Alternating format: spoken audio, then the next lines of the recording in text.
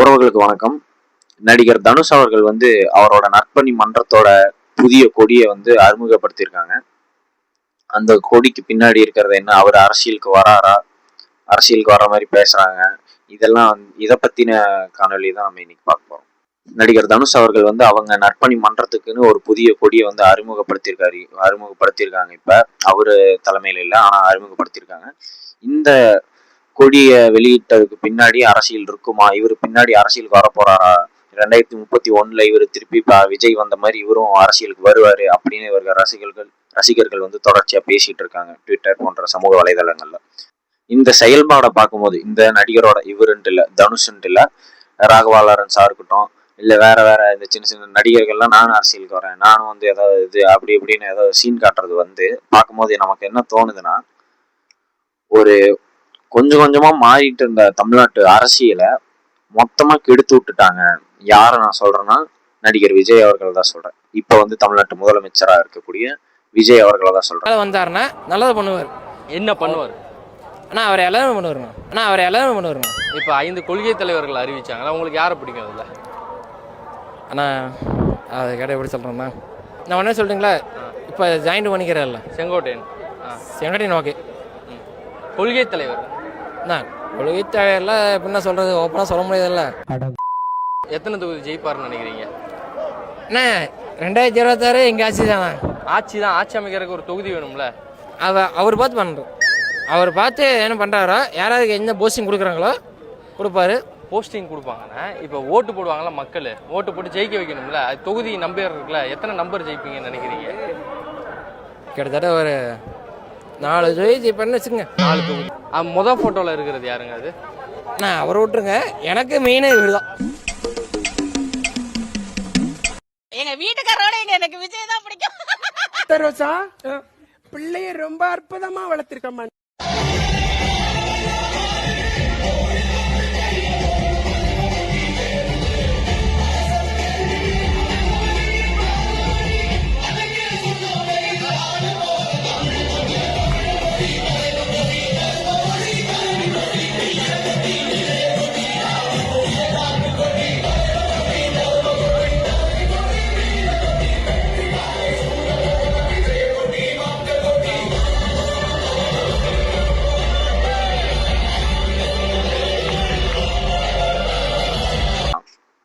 நல்லா ஒரு மாற்றத்தை நோக்கி கொஞ்சம் கொஞ்சமா சிறுக சேர்த்துட்டு அண்ணன் சீமான் அவர்கள் போயிட்டு இருந்தாங்க.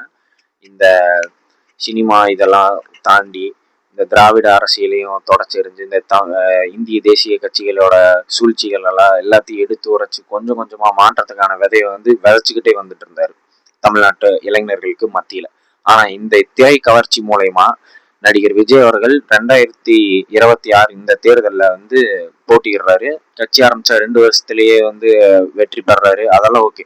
ஆனா இந்த சினிமா துறையை சார்ந்த யாரும் நான்லாம் நினைச்சேன் நடிகர் விஜய் அவர்கள் தான் கடைசி இந்த அரசியலுக்கு வர்றது. அவர் வந்துட்டாரு, இதுக்கப்புறமேட்டு வேற எந்த நடிகர் வரமாட்டாங்க அப்படின்னு நான் நினைச்சேன். ஆனா இவர் வெற்றி பெற்றதுக்கு அப்புறமேட்டு தான் இது இன்னும் பெருசா உருவெடுத்துருச்சு. ஏன்னா எல்லாருமே இப்ப வரணும், எல்லா நடிகருக்குமான நோக்கமாவும் இது மாறிடுமோ அப்படின்னு பயப்பட வேண்டிய ஒரு விஷயமா மாறி இருக்கு. இப்ப நடிகர் தனுஷ் அவர்கள் வெளியிட்டிருக்க இந்த கொடி, அவங்க ரசிகர் மன்றத்துக்காக வெளியிட்டிருக்க இந்த கொடியை பார்க்கும்போது இவரும் ஒருவேளை பிற்காலத்துல அரசியலுக்கு வருவாரா அப்படிங்கிற மாதிரி இருக்கு. நீங்க பேசும்போது சொன்னீங்க அரசியலுக்கு யார் வேணாலும் வரலாம், என்னோட பையனும் வரலாம், என்னோட பேரன் கூட வரலாம் அப்படின்னு சொன்னீங்க. நீங்க சொல்லி 1 வாரம் 2 வாரம் தான் ஆச்சு, அதுக்குள்ளே தனுஷ் கொடி அறிமுகப்படுத்திட்டாரு. அப்போது அதுக்கு அர்த்தம் என்ன, அவர் கன்ஃபார்மாக வராரா என்னன்னு சொல்லுங்கள் சார். அது அவரை தான் கேட்கணும் சார். மைக் பக்கத்தில் அவங்க ரசிகர்கள்லாம் ஆமா அரசியலுக்கு வரப்போகிறோம் 2031 அது இதுன்னெலாம் பேசும்போது தமிழ்நாட்டு அரசியல் மொத்தமாக முடிஞ்சா, இதுதான் நான் இனிமே இவ்வளோ கேவலமாக தான் இந்த தமிழ்நாட்டு அரசியலுங்கிறது போக போதா அப்படின்னு ஒரு படபடப்பை ஏற்படுத்துது. இந்த இது தமிழ்நாட்டுக்கு நல்லதா அப்படின்னா நல்லதில்லை. நடிகர்கள் எந்த ஒரு குறிக்கோளும் இல்லாம எந்த ஒரு நோக்கமும் இல்லாம அரசியலுக்கு வர்ற நடிகர்கள் அது ஒரு தாக்கத்தை ஏற்படுத்துவாங்க அப்படின்னா அது தமிழ்நாட்டு அரசியலுக்கும் தமிழ்நாட்டு மக்களுக்கும் குறிப்பாக தமிழ்நாட்டின் எதிர்கால தலைமுறைக்கும் நல்லது இல்லை. காரணம் என்ன? அவன் ஒரு பொம்மை அரசன் நிறுவுவான். தன் வள வேட்டைக்கு எதிராக எந்தெந்த தேசியனத்தின் தலைவன் நிற்கிறானோ, என் நாடு, என் மொழி, என் இனம், என் நிலம், என் வளம் என்று எவன் பேசுகிறானோ அவனெல்லாம் இவனுக்கு எதிரி, நான் உட்பட. இதான் நடக்கும். இதேதான் சொல்லுவான். மெதுவா மெதுவா என்னை கட்டமைப்பான், என்னை சர்வ சமூக விரோதியும்பா, பயங்கரவாதியும்பா, பிரிவினைவாதியும்பா, சாவனிஸ்டும்பா, டெரரிஸ்டும் கடைசியாக நிறுத்துவான். நீ எழுதி வச்சுக்க, நடக்கும். இது செய்வான். ஏன்னா இங்க அவர்களுக்கு வேண்டியது தலைவர்கள் அல்ல, தரகர்கள். காட்டு நடத்தில், நீட்டு நடத்தில் கையெழுத்து போடுற புரோக்கர்ஸ். அதுக்குத்தான் கமலஹாசன், அதுக்குத்தான் ரஜினிகாந்த், அதுக்குத்தான் நடிகன் நோக்கமற்றவர்களை கொண்டு வந்தாங்க. ஆற்று மணல் கொள்ளை, கமலஹாசன் கருத்து என்ன? மலைகளை கல்குவாரி என்று கிரஸ் பண்ணி மணல் என்று மலை மணல் அள்ளுவதும் கருத்து என்ன? ஹைட்ரோ கார்பன், மீத்தேன், இன்னைக்கு 700க்கும் மேற்பட்ட குழாய்கள் பதுக்கி இருக்குது எண்ணெய் கிணறுகள். அதில் உங்கள் கருத்து என்ன? ரஜினிகாந்த் அவரின் கருத்து என்ன?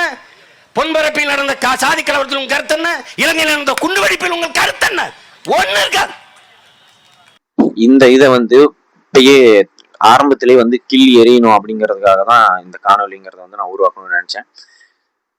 இப்ப விஜய் அவர்கள் நம்ம வரும்போது ஆதரிச்சோம்.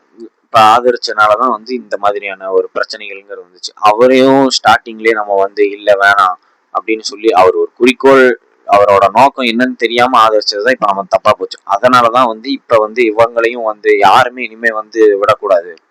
எந்த நடிகரா இருந்தாலும் ஒருவேளை அவங்களுக்கு ஒரு நோக்கம், நல்ல நோக்கம் இருந்து அவங்க வராங்க அப்படின்னா மட்டும்தான் நம்ம வந்து ஆதரிக்கணும். சும்மா நான் ரசிகர் மன்றத்தை பில்ட் பண்ணுவேன், அந்த ரசிகர் மன்றத்து மூலியமா ரசிகர்கள் நிறைய பேரை பெருக்கிக்கிட்டு அதை இயக்கமா நாளைக்கு மாத்திட்டு அதுக்கு ஒரு கொடியை வச்சுக்கிட்டு திருப்பி நான் வந்து எலெக்ஷனை கட்சியா மாத்தி நான் எலெக்ஷன்ல வந்து போட்டி போட்டு நான் அரசியல் வந்து ஜெயிச்சு முதலமைச்சராகி இது பண்ணுவேன் அப்படிங்கறதெல்லாம் வந்து ரொம்ப கேவலமா மாறிக்கிட்டு இருக்கு தமிழ்நாட்டு அரசியல். இப்படியே போயிட்டு இருந்துச்சுன்னா அப்புறம் யாராலையும் தமிழ்நாட்டை காப்பாற்ற முடியாது. ஏற்கனவே வந்து பல பிரச்சனைகள்ங்கிறது வந்து தமிழ்நாட்டில் இருக்கு. இப்போ மேகதாது பிரச்சனையை பத்தி, மேகதாது பிரச்சனை வந்து தமிழ்நாட்டுல பெரிய பிரச்சனை. இப்போ தண்ணி அவங்க மேகதாது கட்டினாங்கன்னா தண்ணி வந்து தமிழ்நாட்டுக்கு வந்து அவ்வளவுதான் அப்படிங்கிற சூழ்நிலை இருக்கும்போது இப்ப நோக்கமற்ற விஜய் வந்து ஆட்சியில அமர்ந்து இருக்கிறனால என்ன பிரச்சனை? அவங்க வந்து இப்ப இது வரைக்கும் பேசிக்கிட்டே இருந்த கர்நாடகா இப்ப வந்து நாங்க செயல்படுத்தவே போறோம் அப்படிங்கிற அறிவிப்பை வெளியிடுறாங்க. நீங்க என்ன வேணா பண்ணுங்க, நாங்க வந்து மேகதாதுல வந்து நாங்க அணை கட்டுவோம் அப்படின்னு வந்து பேசுறாங்க. ஏன்னா இங்க நோக்கமற்ற ஒரு தலைவன் வந்துட்டான், நோக்கமற்ற ஒருத்தர் வந்து முதலமைச்சர் ஆயிட்டாரு, அதனால நம்ம என்ன வேணா பண்ணலாம் அப்படின்னு தான் வந்து இவங்க பண்ணிட்டு இருக்காங்க. இதே மாதிரிதான் அவருக்கு என்ன ஏதுன்னு தெரியல. இப்ப பரந்தூர்ல வந்து விமான நிலையம் வேணாம் அப்படின்னு சொல்லி போராட்டம் பண்ணாரு நடிகர் விஜய். அதே பரந்தூர்ல சிப்காட்டுக்கு வந்து அனுமதி வழங்கணும்னு பேசிட்டு இருக்காங்க.